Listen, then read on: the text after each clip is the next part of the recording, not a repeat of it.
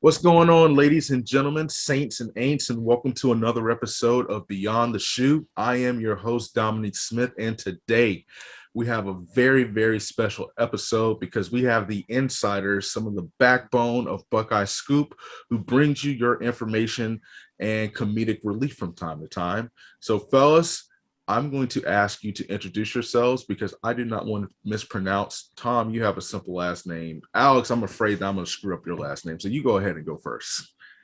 Cool. I'm Alex Gleitman. I'm one of the, I guess now with you, Dom, five-headed horsemen at Buckeye Scoop covering recruiting, and been doing it a while at various places like 11 Warriors, 24/7 Sports and Bucknuts, and Buckeye Grove and Rivals, and now here home at the Scoop, where I think we got the best team out there, not only covering recruiting, but with the two guys who will introduce themselves next, covering the Buckeyes on the beat. So we're gonna refer to you as AG. I like nicknames. So that's AG. So that's a very basketball predominant name. So we're going to refer to him for the baller that he is. Tony Tone Tone. Tell the people who you are.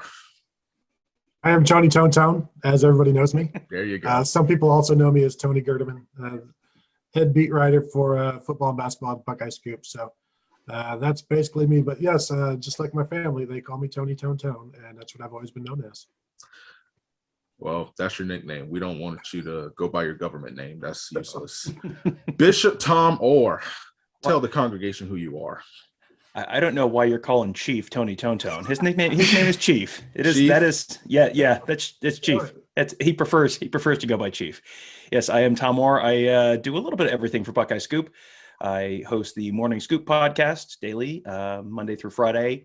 It's a lot of podcasts. I do the Buckeye Weekly Show with Tony Gerdeman, which is, unlike the name would suggest, more than once a week. Again, it's a lot of shows. I do photography, write every once in a while, a little bit of everything. And Tony and I have been working together since 2017, and then we did a little bit even before that, kind of in the mid-2000s. I have been covering Ohio State football so long. I was a beat reporter on the beat for the Lantern when John Cooper was still the head coach. So if you want to ask me what football was like when dinosaurs roamed the earth, I can fill you in on that later. Well, that's why I call you the bishop, because usually older people are referred to as bishop in the church. So that's why we call you Bishop Orr. So yes, these are the backbone. These are some of the predominant faces and figures of Buckeye Scoop who strive to bring you quality content day in and day out.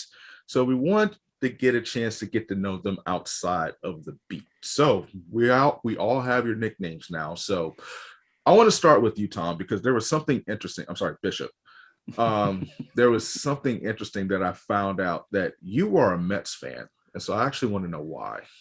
I am a Mets fan because I grew up in the Northeast, New Jersey and Connecticut, and had relatives who were Yankees fans and relatives who were Mets fans. And my parents were kind of agnostic at that point, sports-wise. So I started following baseball in like 1983. So that was right when the Mets were going from being absolutely terrible for like a decade to they traded for Keith Hernandez. They had a young outfielder by the name of something Strawberry, who was just coming up. And it was like, hey, this team seems fun. And I think I'm going to root for them instead of rooting for the team that's won 57 World Series. I don't always make great choices, but I always make choices. Okay. Well, I became a Mets fan. Unfortunately, oh God, I was young, but I remember. Still young. No, I'm an artifact. My knees cracked. I turned 27 last Wednesday, and when I woke up, like my knees cracked. I'm like, no, like this is not. It's not time yet. But no, I was. The Mets came down here for spring training. They were playing the Braves, and I remember that was my first exposure to baseball. So I said, you know what? Whoever wins this game, that's the team I'm going to root for. Well, what happened was, I don't know who was up the bat. It was someone from Atlanta, and they hit a foul ball, and it nailed this lady like 4 rows above me. And I was like, I cannot, root for a team that tries to kill people. So that's how I became a Mets fan, even though the Mets lost that day, which was kind of the downfall of all my sports teams except for the Ohio State Buckeyes. So it's just nice to know that someone else is just as miserable as I am. But the universe was trying to tell you something that day, Dominique. You said I will root for whoever wins, and you didn't follow through. I think that's an important lesson in the importance of always making good on your word. Well, I'm a Magic fan. We just traded our entire team, so we stink. The only team that I have is the Buckeyes. So But anyway, without further ado, the question that go ahead. Dominique, have you ever thought about maybe just rooting for a different college sports team? Because it sounds like I don't know. A different. I mean, I went to UCF, so naturally, national champs. There you go. Yeah, that was interesting trying to cover football during that time period. So I mean, we literally started from the bottom, and then here we are. So I mean, I claim UCF, but I mean, I don't know.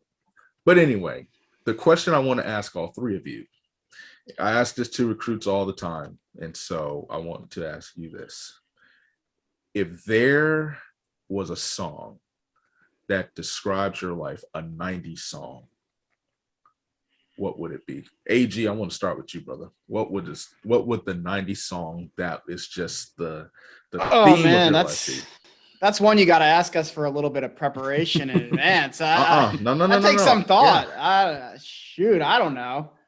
Does anybody have an answer? I don't have to answer this, but you guys do.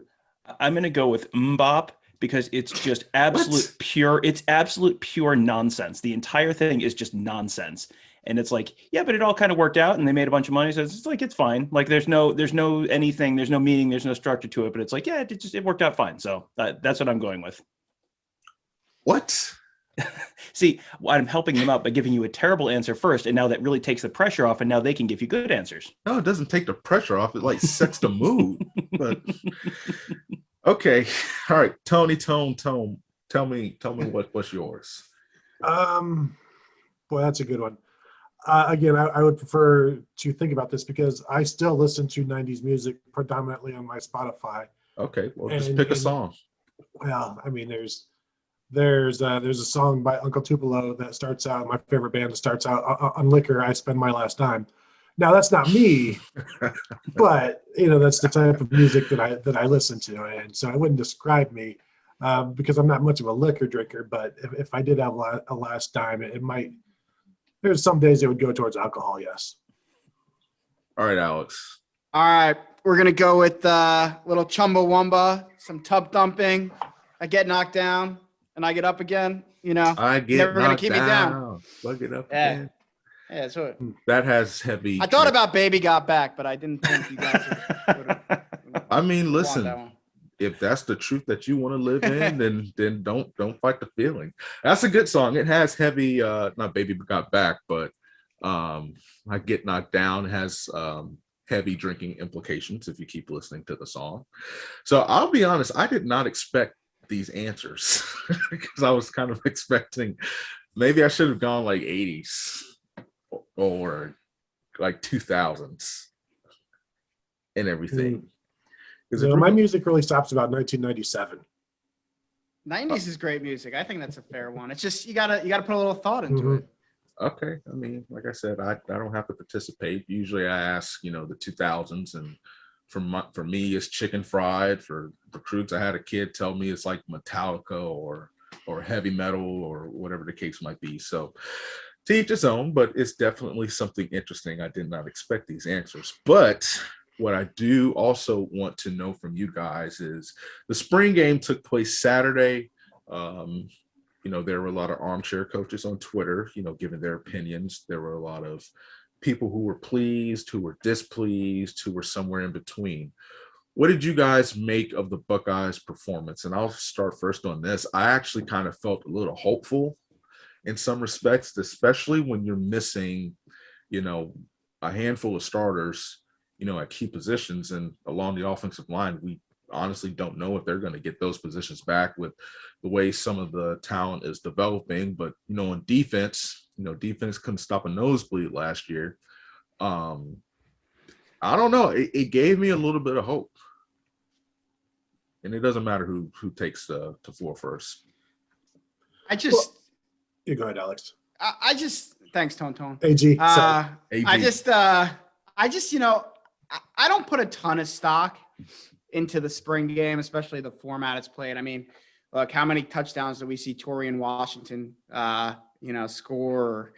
Just Bam Childress. I mean, there's just so many spring game stars from the past that never panned out to be anything. And I think, it's a glorified scrimmage today, really built for the fans. I think if you were to watch the practices that they had, the full scrimmages that they had behind closed doors, you would learn a lot more than you did from what you saw in the shoe on Saturday. But, I think it was good for the quarterbacks to get out there in front of fans, feel a little bit of pressure and get some live action and get to show off their stuff. And I don't think you're going to see, Ryan Day, certainly he's very clear. You're not naming a quarterback after that game, but I think you were able to see a little bit about what those guys got, and they were able to learn from that experience. And, there's certain positions like running back and linebacker really where you see a little bit, but you don't really know a ton.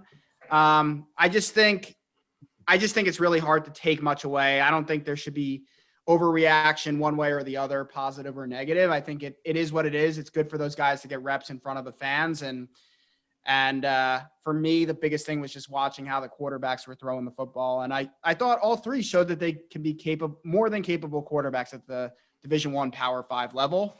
I would probably say there were two to me that kind of justified what I thought of them coming out of high school. Actually, all three pretty much aligned with what I thought coming out of high school. I think, but again, it's not going to be, that spring game is going to tell you the tale for that position or any other position, really. Go ahead, Tony. Yeah. I'll go. Yeah. It's something I wrote today that, along with the quarterbacks that AG is talking about, was I would have liked to have seen Jack Miller be more aggressive throwing the ball in the spring game. Saw Kyle McCord his first or second throw. I think it was his first throw down 55 yards to Garrett Wilson. CJ Stroud threw downfield right away, and Jack Miller was checking down, and maybe that was exactly what he was supposed to do. And he would have had better numbers without, I think, 3 drops on the day from his receivers. But I would have liked to have seen him throw downfield more just to get an idea of what that looks like. And the one time he did maybe stretch it, he threw the interception to Ryan Watts. And so maybe that was one thing that I would have liked to have seen more from Jack Miller. But, if you're going to be dumping it off to like Marvin Harrison and Travion Henderson and guys like that, I don't think that's a bad play either. And Ryan Day said after the fact that, they'll grade it. Sometimes the throwaway is the best play you can make. Sometimes the checkdowns are the ones that is the best play because those guys downfield are covered. I do have some concerns about Emeka Egbuka was running free several times in the game, playing out of the slot, and it's like where you're playing in basically a nickel if you want to consider the bullet part of that nickel, and yet you still have a slot receiver who normally would be covered by the cover safety just running free, and linebackers are letting them get behind them and then turning and running, and so that's still a little bit of an issue. But again, as AG said, it's spring, and these things will get fixed or addressed. We'll see if they get fixed in September. So would you say, Tony, that was your chief concern? You know it, guy. So, yeah, to me, I think I came out of that thinking you never read too much into it, like Alex said, because it's one practice. It's not necessarily the most important of the 15 practices. So you don't want to read too much into that one thing. Just because it's your only information about the team this spring doesn't mean it's the coach's only information about the team this spring. Yeah. That being said, a lot of the stuff we saw lined up with what we were hearing and what Tony and I saw when we were in practices. Just some of the younger guys who you saw really flash during the spring game are the guys that we've been hearing. All the guys who lost their helmet stripes all look pretty good in the game. It's like, that's probably not a coincidence. Now, that just means it's in there. That the fact that Jack Sawyer can get 3 sacks, 4 sacks against walk-ons or, the second team guys in a situation where it's like, well, just touch the quarterback and you get a sack. That doesn't mean necessarily he's going to have 3 sacks in his first game this fall, but it means like that ability is in there. and this is an old Urban Meyer line, but potential just means you haven't done anything yet. There's a lot of potential on this team.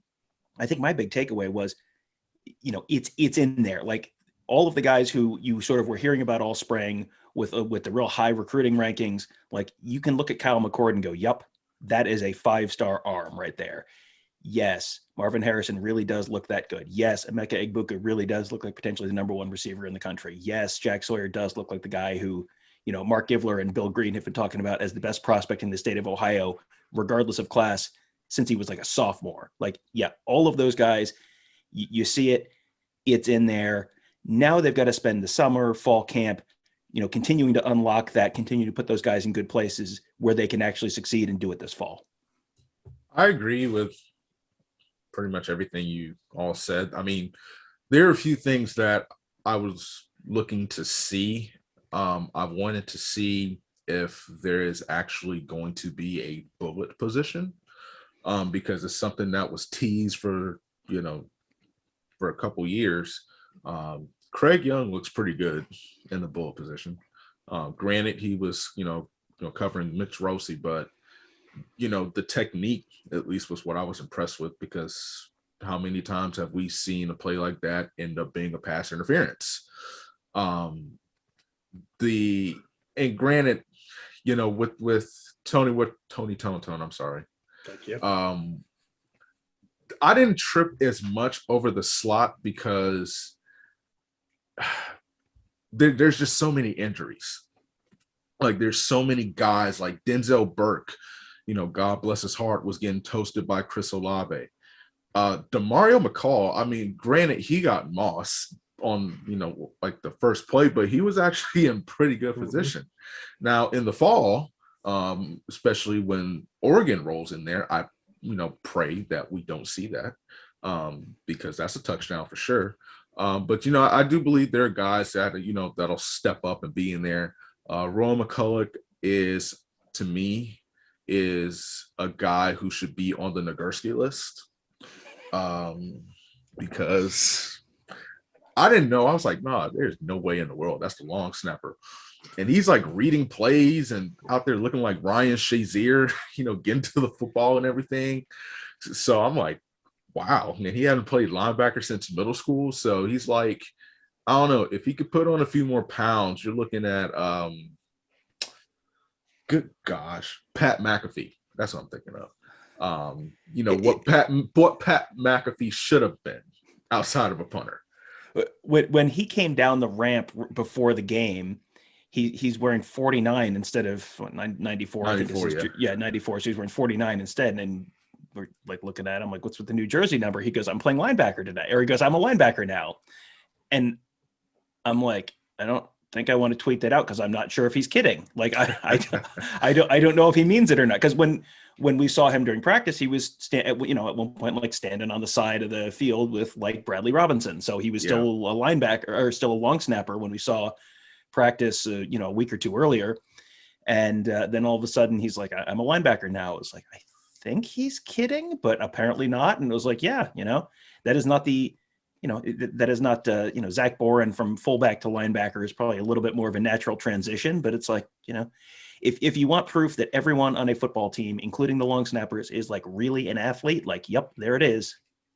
Dude, Well, even Zach Boren at his pro day was trying to show that he could be a long snapper. And maybe it's just easier to go from long snapper to linebacker than it is linebacker to long snapper because it didn't work for Boren. I mean, I don't know. His read and react skills were legit. What I will say though, and that's kind of a concern, as we transition heading into the summer, and I want to know on a panic meter, that linebacking core is very thin. And so I know they didn't take Rajon Davis. He ended up going to USC, and Ohio State kind of thought that he would need a year or two to fully develop before he could get on the field.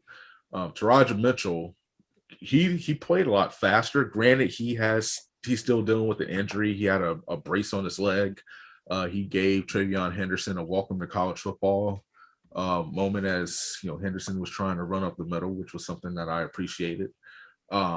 Mitchell Milton is out. We still don't know how long he's going to be out. Reed Carrico, he didn't do too bad. My memory of Reed Carrico was Paris Johnson just destroyed him in the end zone. Him and DeJuan Jones just washed down that offensive line. I'm sorry, the defensive line and the linebackers. And he didn't do too bad. And, good things were coming out about him this spring, but that linebacker core is kind of thin, man. And, there have been talks about the portal, but how worried, should Buckeye fans be, at that position? Because that is a key position. You lost a lot of talent. I know, Tough Boren, we give him trouble, it's like the little engine that could, but he was a guy that was, he was smart.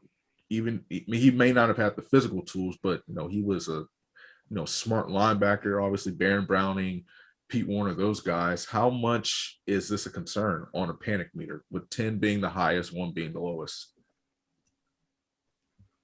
I'll take it first. I'm at a 3.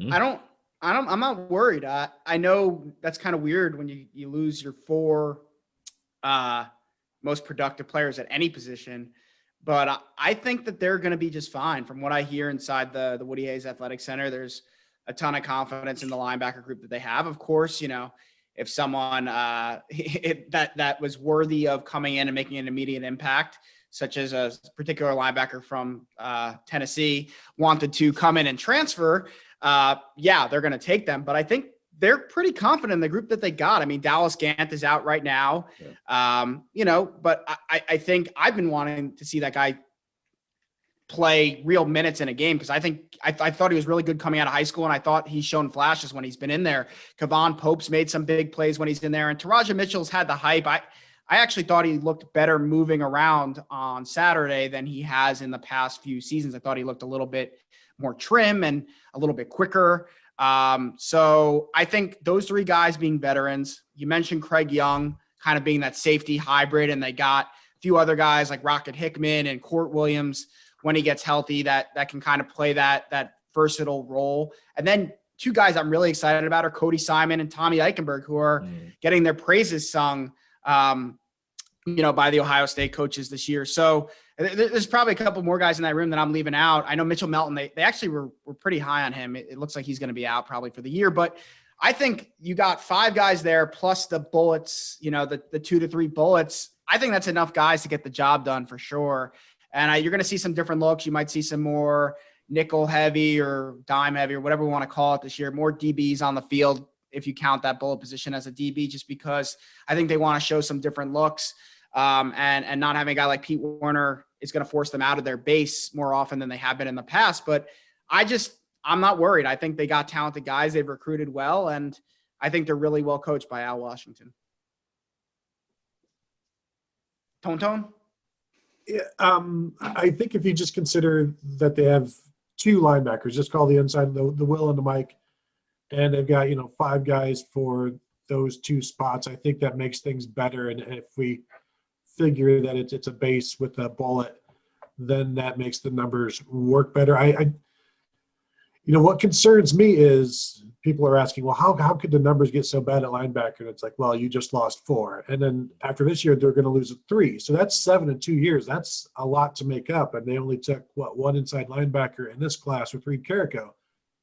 And so now you've got to build these numbers back up, and they need to get after that. Now we've seen in the 2022 class, they're working pretty hard on that, and they could, maybe Sean Murphy gets in there or something like that, and they build up the numbers even more. But I think they'll be okay this year. The staff has loved Dallas Gant since he was a freshman in the spring of 2018, when Greg Schiano was talking about him. And and he's been the backup at middle linebacker for a couple of years. He's a smart guy. He knows the defense. Everybody's been waiting to see Taraja Mitchell. I think there's enough, and Cody Simon, people can't stop talking about him. I think there's enough as long as we're just focused on the inside. And then, of course, Craig Young, we know how you feel about him. I'm the same way. So I think they'll be okay. I'm still, though, until we see it, I'll go 5.5 on the panic meter, just because we don't quite know yet. And I just think they need more in the room overall moving forward. Yeah, like 4, 5, something like that. It's because it's not really a panic yet, because it feels like, I mean, like Tony said, it's not really 3 linebacker spots this year. It's really probably 2 in their base, probably, unless, that's at least the expectation right now. And I'll probably have Ross on the morning show later this week to find out if I'm right or not. But that's sort of my expectation right now, is that, you may have like a bullet spot is basically in that base defense. So you're really only filling 2 linebacker spots. This year, it's like, they've got all these guys who've been around. Like, this is the 4th year in the program for Pope and Mitchell and Gant. And it's, you've got enough younger guys behind them that you hear good things about, that I don't think it's a real concern this year. It's next year, if Craig Young has a good year and he goes, if, Mitchell and those guys all go and they don't opt to take another year, then that's when you sort of start getting into a little bit more of a concern. But the transfer portal can always ride to the rescue at that point. If you know, because you're not trying to build a unit from scratch. Like, they have a ton of talent there. I know they're very high on Tommy Eichenberg. I know they're really, really high on Court Williams at that bullet spot. These are, there is plenty of talent in that room. Like, talent is never the issue at Ohio State. It's just, keeping everyone healthy. Reed Carrico's another guy who probably not this year. Give it a year. Reed Carrico may be another one of those guys who's ready to kind of take that next step. So, there's plenty of talent in that room. When you have a group of linebackers that basically played together for like 3 straight years, everyone behind them is like, well, that guy's unproven. It's like, well, yes, that's because they had the same 3 starting linebackers for 3 straight years, which never, ever happens. So they'll have, I don't think it's a real big concern. It's like a question, but not necessarily a concern. And Bishop, I want you to start with this next question. What's the ceiling for this team? Obviously, the big game that everyone is looking forward to is Oregon. And I just read an article that I don't necessarily disagree with it, but it said that there's not a team in the country that is practicing at a higher level than Oregon with the talent that they have on both sides of the ball. And I'm not saying he's wrong, but it's just, Ohio State didn't die. Alabama didn't die. Clemson has everybody returning, even though, okay, I'll withhold those comments. But also, just a side note, I found this interesting, and I wanted to say this. Dabo Swinney, my bad, Dallas, got booed last night at a Hornets game. They introduced him. He just got to a wave of boos. So I don't understand why people in Charlotte would introduce Dabo, especially since he's in South Carolina. But anyway, I just had to get that off my chest. But what's the ceiling? Let's just say they lose by some chance to Oregon. Everybody's high on Iowa State for whatever reason. I know they have a lot of talent coming back, but I've seen polls that have 2 Big 12 teams in the college football playoffs. Ohio State, they're still trying to figure out, what this team is. So what do you all believe that the ceiling for the Buckeyes, what is their ceiling this year? The ceiling for every Ohio State football team ever in history is national championship. That's the ceiling. There's not, that doesn't mean that they're going to win it. That doesn't mean they're going to play for it, but it means if there's enough talent on that team that if things break right, they can win the national championship. There's, and I say this as the person, I was literally the only person, there were 35 people or something on this like survey of beat writers last year. I was literally the only one who picked them to lose a game. And the reason is you never pick a team to go undefeated in college football because way too much stuff goes wrong. It's way too many 18 to 22-year-old males who are not necessarily always known for making smart choices and doing the right thing at all times. So there's just too much variability. So you never pick a team to go undefeated. But who did you have them losing to? I said Penn State, but it was just kind of like, it wasn't even necessarily like what Penn State is. It wasn't even necessarily that Penn State was better than them. I didn't think Penn State was better than them. But if you go through and you go, okay, the odds of you winning this game are 90%. The odds of you winning this game are 70%. Like eventually you're going to get caught on a bad day.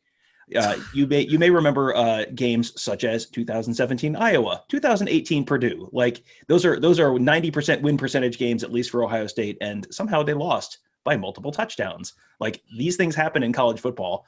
They have not happened so far under Ryan Day, but that was probably not a 95th percentile outcome for Ohio State in the national championship game against Alabama either. Like, sometimes guys get hurt. Sometimes, these things happen in college football.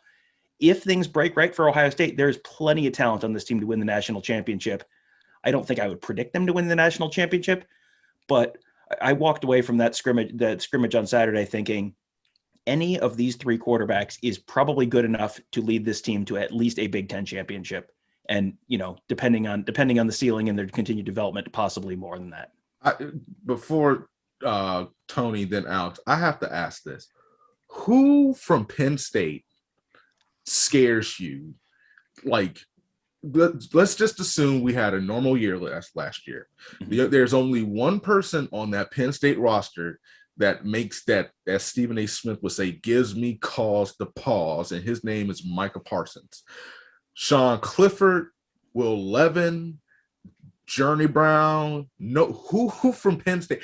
Even if Penn State had Alabama's roster, they still have James Franklin, who would manage to take the ball out of the best player's hands with the chance to win with a few seconds left. I just recently rewatched that game.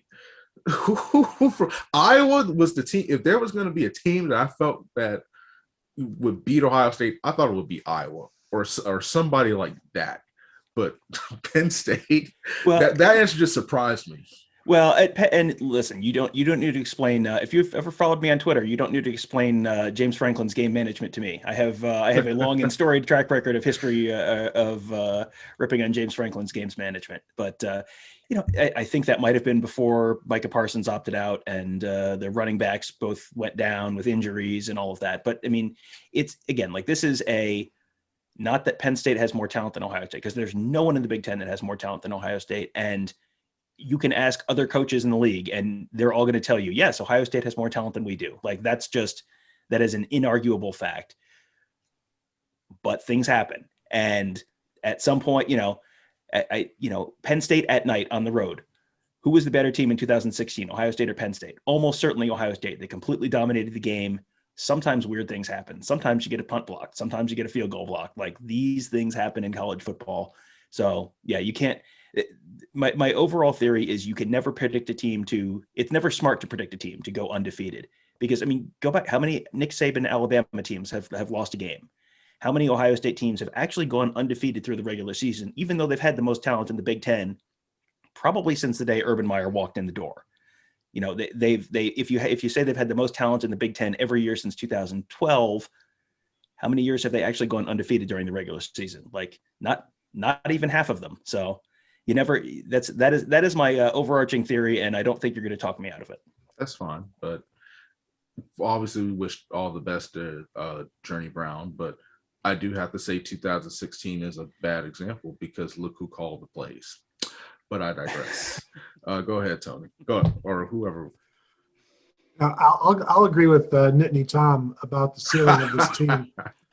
It's national title or bust, and do they have a quarterback that can win the national title? Because I don't believe they did under J.T. Barrett, and I think they did with Dwayne Haskins and Justin Fields. Do they this year? I don't know, but that's the goal and that's the plan. That's what you've been recruiting all of this talent for, and there's plenty of talent up front. It's just a matter of putting it together, getting the breaks, and do they have the quarterback that can get it done? That's where I am. I think it's the ceiling is very, very high. AG? Yeah, I mean, look, your Ohio State expectation, certainly from the fan base, is going to be win a national title every year. I'm not expecting them to win a title this year. I think it's really hard with the first-year quarterback, among a few other things. It's not just like it's just the quarterback, right? And everything else is set up, and you can allow those guys to develop. I think there's a lot of question marks that I have. And so I think their ceiling is going undefeated, winning the Big Ten, making the playoffs, and then who knows from there. But realistically, I do think they are going to lose a game this year. And I'm not saying they're going to lose to Oregon, but week 2 with a first-year starting quarterback, going against the guy who called plays for Penn State in 2016 and Joe Moorhead, who's now at Oregon. I don't know. They're a talented team. They got a good defense. Mario Cristobal has that team playing tough and physical, and I don't think we really got to see that last year because of some of the opt-outs they've had, and the Pac-12 was even worse than the Big Ten as far as coming back and things like that. That was just a disaster. So I think, there's teams like Oregon that go to Indiana the week before they play Penn State. They're so much better than Michigan, but like I was like a kid growing up in the 90s and I saw a ton of those games. So I will never bank that game. I don't care if it's 2008 and Terrell Pryor is beating Rich Rod like 42-7 or whatever it is. Like I just can't bank that game. So there's a few games on the schedule, and then I don't think they'll lose to Rutgers, but Rutgers is better. And, at Nebraska, like who knows? There's just weird things happen, as Tom said. And so I think that they slip up once this year. But hopefully it doesn't do any damage to them winning the Big Ten and then going on to the playoff. One thing that's interesting about this year is virtually every school in the nation. I mean, Dom, I think hit on this a little bit earlier with like Iowa State. Like there's a ton of schools that have a lot more returning production than normal because everyone got this extra year. So I think Iowa State's going to have a 4th-year starter at quarterback with Brock Purdy. Like that doesn't happen at the Power 5 level. The few teams that don't have the returning quarterback this year, Ohio State, Clemson, Alabama. I believe Oregon has a new quarterback because Tyler Schuff transferred to Texas Tech, I believe. No, Anthony Brown was there.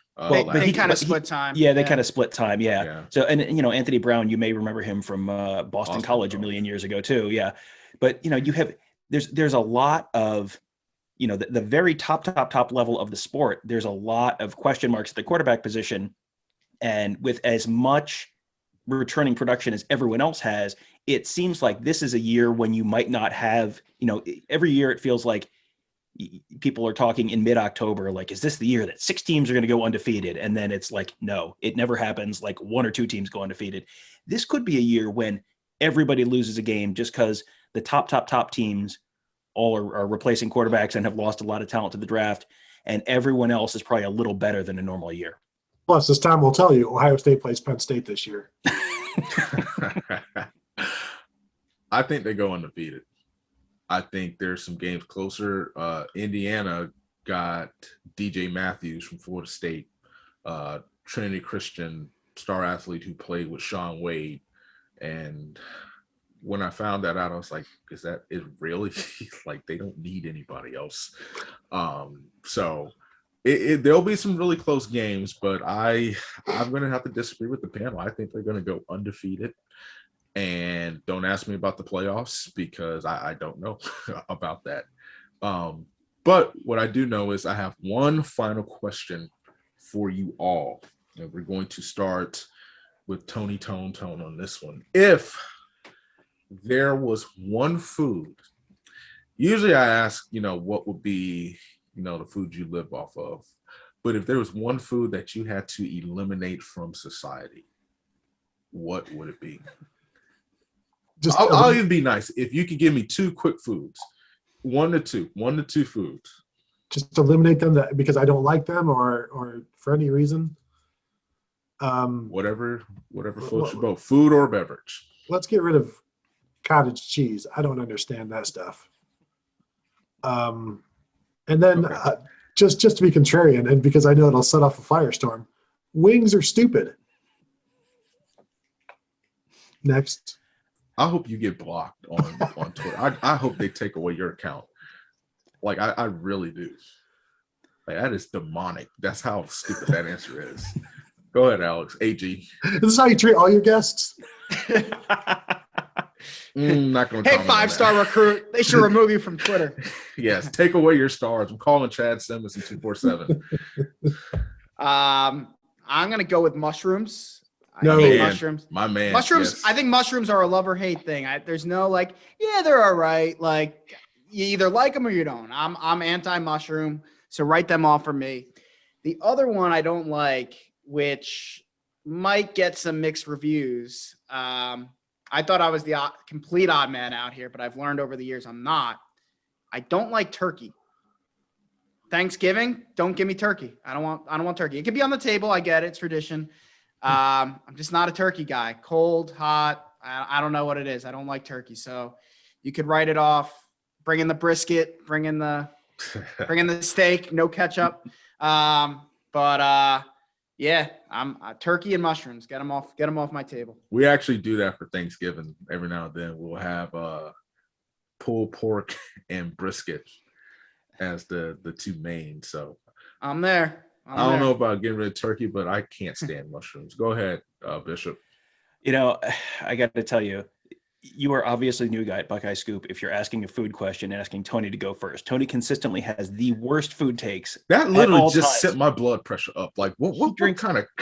He eats boneless nuggets because he is a child. And boneless wings, which are chicken nuggets. Because he's a child, and he eats them with ketchup because, again, he is a child. So, yes, I will... I have always been a little skeeved out by, like, French dip subs where you're dipping the sub into like the au jus, where it's like, I would like the sandwich, but I would like the bread to be really soggy. Like, why is that a thing? Why is that a thing that we do? And the answer is because of the French. And so, there you go. When in doubt, side against the French. And outside of that, like, yeah, I don't know. I mean, I don't have like any real strong hatreds for foods. Like, I've never been a big soup person. Like, I don't hate soup. It's just like, if I'm at a restaurant and it's like, you get a soup or a salad with this, I will 100% of the time get a salad or, whatever other side. I've never really been a big soup person, but I don't, I'm not going to do like the Thanos snap where all of a sudden all the soups are gone from the world. Like it's fine. If other people like them, that's fine. But yeah. Oh, you know what? Boneless wings. I'm going to take boneless wings out. There you go. So you monster. So Tom Orr loves Penn State, hates the French and boneless wings. Hates the French. And so the French dip comment, I have to say, you've never had a good French dip. Like, you probably get a French dip on like Sara Lee bread. So naturally, it's going to fall apart. For me, this one actually almost got me taken off social media a couple of years ago. I hate pumpkin. Yeah. I hate pumpkin. I think it should be banned from society. I've said there should be multiple laws that if you eat, drink, or breathe pumpkin, it should be a felony. I just despise pumpkin. And I despise people who say sweet potato pie is the same as pumpkin pie.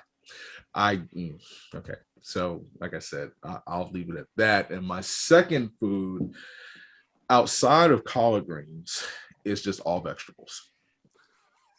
Yeah, I don't understand the necessity. People say you need them, but you really don't. They just put them there for like appearance. Like, people love Brussels sprouts. I don't know why. It's just bad. And you know what? I'm going to throw in a third, especially since it's my show. Coffee. I despise coffee.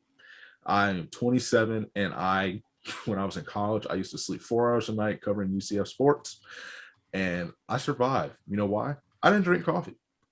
Actually, I drank coffee once. I was meeting a reporter, and she was going to help me and just kind of give me tips. It ended up being a mentor of mine. And I kid you not, the next day I had heart palpitations. I had to go to the doctor and everything like that. So, no, I am anti-coffee.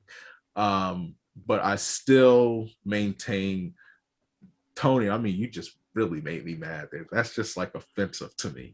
Like, I love chicken, and that's why I said it, man. But no, here's the thing. Okay. Chicken wings taste fine, right? It's a lot of work for very little payoff. And people say,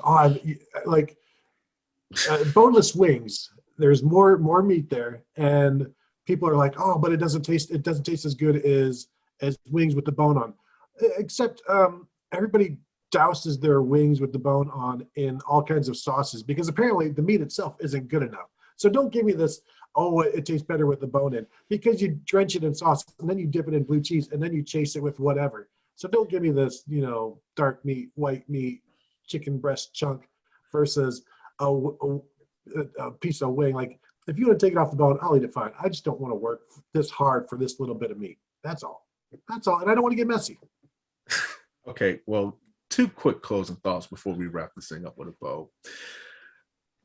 I will say this. First of all, blue cheese, if anybody eats blue cheese instead of ranch with wings, then that's an indictment.